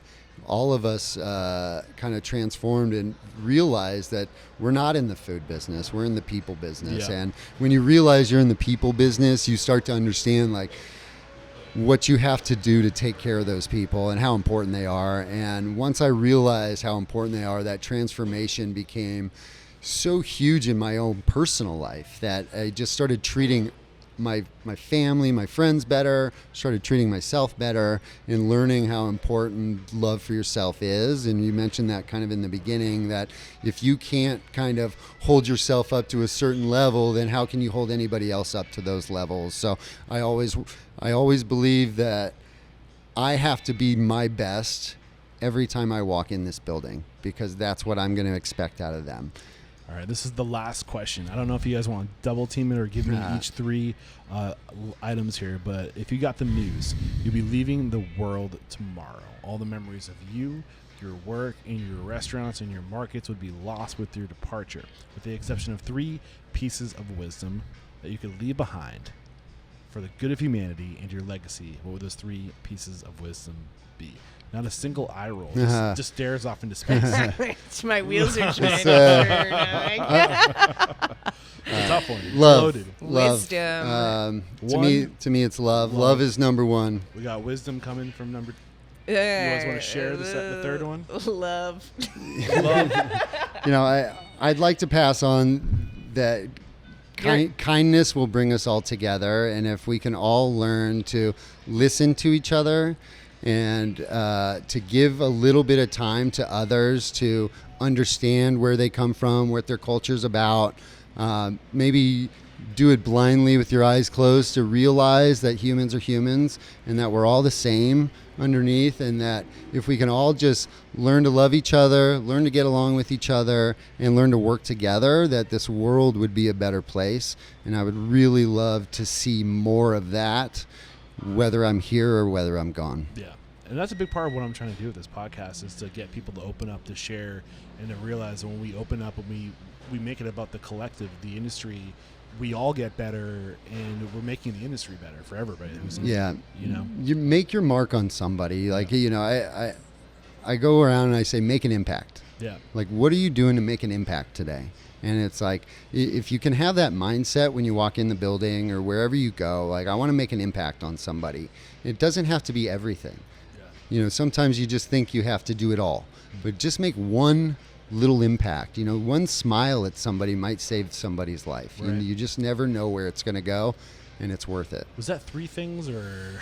You know, that's all right. I just go back to kindness also. I mean, it's just, I take it upon myself, whether any new human that is in our kitchens or on our floor, I'm going to walk up to them and introduce myself. Yeah.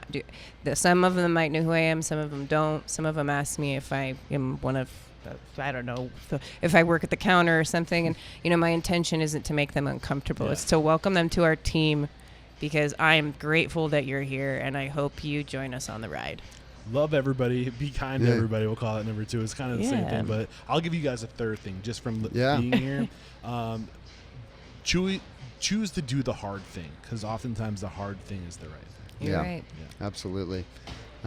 Thank you for being here. Yeah. Thank you for being unstoppable. Thank you very much. The pleasure's Thank you. mine. You guys make what I do possible. I do want you to call somebody out. So this is how I found you. Yeah. I don't think I should be the one to decide who gets made an example of. I think people from a certain community know that community.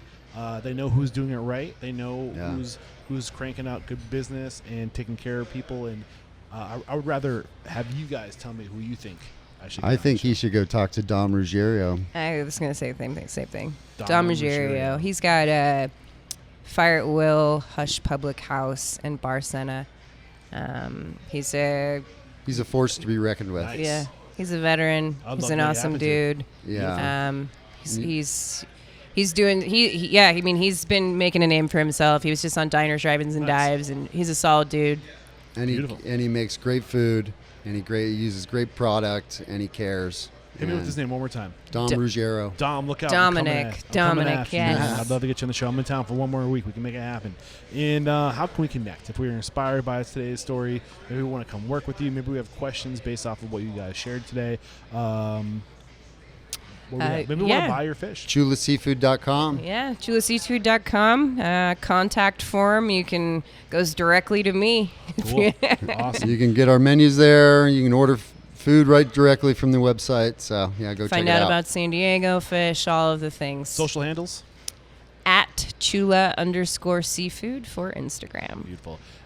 Mandy, Hogan, this is episode 1092. Thank you guys so much for taking the time to sit with me, to share your story, and to show us you are truly unstoppable.